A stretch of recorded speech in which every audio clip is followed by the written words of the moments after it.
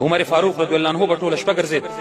یو ورځ یو ځینې کافران راغلي، وایي زه د مسلمانانو خلیفه ګورو، دا به څوک، دا به څه رقم سړی از برای خدا، دا څنګه عمر دی چې د شپې زموږ بچیان چغې کوي، ښځه ورته وایي چې عمر راغی، غلی دا څنګه سړی دی چې ویې ګورو. چې راغی د چا نه پوښتنه وکړه چې عمر فاروق به چېرته وایي؟ نو مدینه منوره کې. هغه ورته ویل اوس د مسجد نبوي نه داسې ووتل. یهودیان چې داسې د مسجد نبوي نه د باندې ورپسې راووتل چې ګوري دی په شګو کې پروت دی، سر ته تیږه ایښې. څلوېښت ملکونه یې لاس لاندې، څلوېښت ملکونه یې د لاس لاندې دي. په دې ایران کې یو قوي جنګ وخت اول دلته را رسېدل. تیږه سر ته ایښې په شګو باندې پروت دی. نن به زه په شګو څم، لس پیرې خو د اواز کټ څنډم، شل پیرې خو د لمن څنډم، په شګو پروت دی، سر ته تیږه ایښې. دا خلک حیران شو چې دا به یې که به دا نه یې ولا که به یې څوک. چا نه پوښتنه وکړه وروره عمر ګورو څوک دی؟ ویل دغه دی، دا تیږې دی سر. خلکو چې د سر ته تیږه ولیده او په شګو یې د املاس ولید، نه پوښتنه کوي نه ګیږنه کوي، یو وارې چغه وهي ووایي چې لا اله الا الله محمد رسول الله. په منبر ولاړ دی، خطبه ورکوي. یو کمیس یې په غاړه دی چې په هغې کې 14 پیونده لګېدلي، یو پیوند پکې د پوستکي. چا ورته ویل عمر فاروقه زه به درته یو ښه کمیس جوړ کړم ځکه ته خطبه وایې. او وایي نه، پیغمبر علیه السلام په ژوند فرمایلي والفقر فخري، غریبي زما فخر دی. او ما ته په دې باندې فخر حاصل دی چې ما یو داسې کمیس اغوستی وي چې په هغې کې پیوندونه لګېدلي.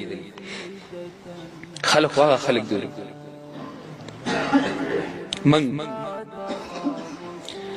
منګ به څوک وو، تاسې به څوک. منګ که د خپل ګریوان کې سر دننه کړو، منګ قضاوت وکړو چې موږ د دین دپاره څه کړي دي. اول ما څه دي او بیا تا څه نه دي،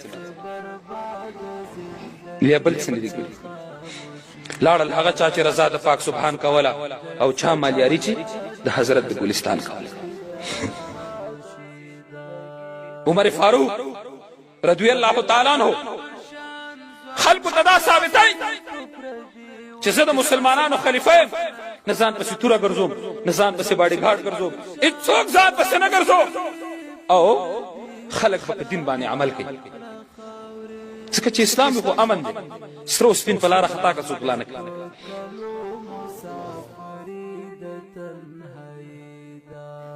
سهار جمع ته راغی، د شپې نه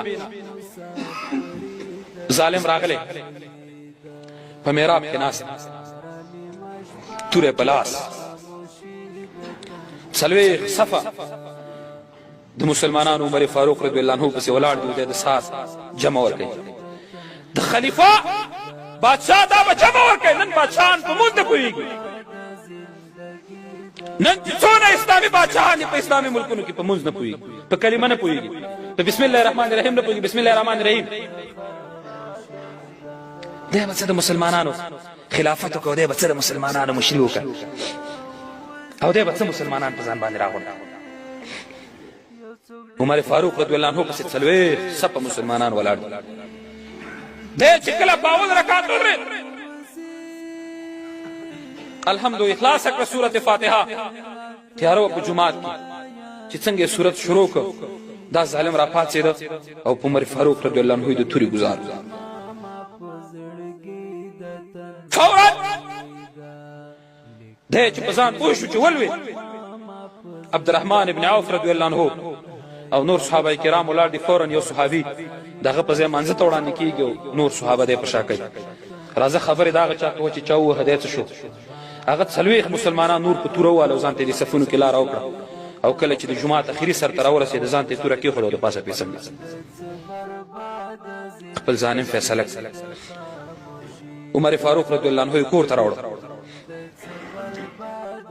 عبدالله ابن عمر رضی الله عنه ورته شودې راخلي، د ده زوی دی او دی ورته شودې راخلي. کله چې ورته شودې ورکړې، هغه شودې د ده په زخمونو راووتې، د سینې په زخم یې راووتې. نو زوی ته مخ ته وکړه چې بچیا مسلمانان راغونډ که زه نور نه پاتې کېږم چې په خپل ځای باندې خلیفه وټاکم. او ورته وی پلاره ولې وی ما ته پیغمبر علیه السلام ویلو چې عمر فاروق ته مرې نو زخمونو نه به دې شودې راوځي زما د زخم نه شودې ووتې زه نور پاتې کېږم نه یو صحابي دی دی په اسمان سپور دی تللی دی حکیم راولي چې حکیم راولي عمر فاروق رضی الله تعالی عنه ته چې هغه راشي تر څو پورې د علاج وکړي کله چې هغه ځان سره حکیم را روان کړی په لاره کې را روان ګوري چې یوه وزه ده او هغه وزه یو پاڼه یې وخوړه پاڼې ته یې خوله واچوله پردی پاڼه یې وخوړی پردی واښه یې وخوړل صحابي د حکیم ته وایي چې حکیم صاحب بېرته تاو شه عمر فاروق رضی الله عنه شهید شو او ورته وایي ته څه پوه شوې وایي زه په دې باندې پوه شوم چې د عمر فاروق په حکومت کې یو زناور وزې میږې به پردی پاڼې نه خوړلې دغې وزې پاڼه وخوړه معلومیږي ده چې عمر فاروق رضی الله تعالی عنه په شهادت رسېدلی ای ورونو دا خو ولاکه داسې کمزوری دین یا دا داسې دین وي لکه نن چې خلکو ورپورې خندا جوړه کړې پیغمبر علیه السلام وایي زما نه بعد به مې د امت سال وي نن کله ټر امتي راوله په شواروز کې تا څو پیرې په پیغمبر علیه السلام درود ویله ته خدای ته رسول دی ته دین دی ته وجدان دی تا څو پیرې درود پې ویلې ورشئ قرآن کریم وګورئ هره تحول دې زما جومات کې راواخلې څونه دوړې به پې پرتې هر کور کې هره تاقچه کې راواخله دوړې به پې د پاسه پرتې وي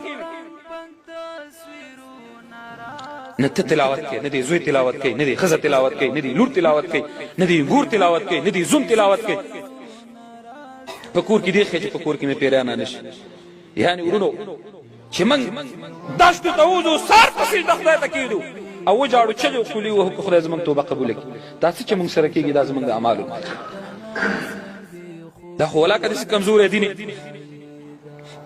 او دا نه په ټوکو باندې راغلی چې خلک به راپاڅېږي دین پورې به مسخرې وکړي پیغمبر علیه الصلاة والسلام په زمانه کې یو صحابي دی خلکو به ترې کرکه کوله غټې غټې دانې وې په دې مخ باندې تورې شونډې وې اسلام وایي چې تور او سپین او شین او خړ دانه هغه څوک ان اکرمکم عند الله اتقاکم چا کې چې تقوا موجوده خدای ته هغه کار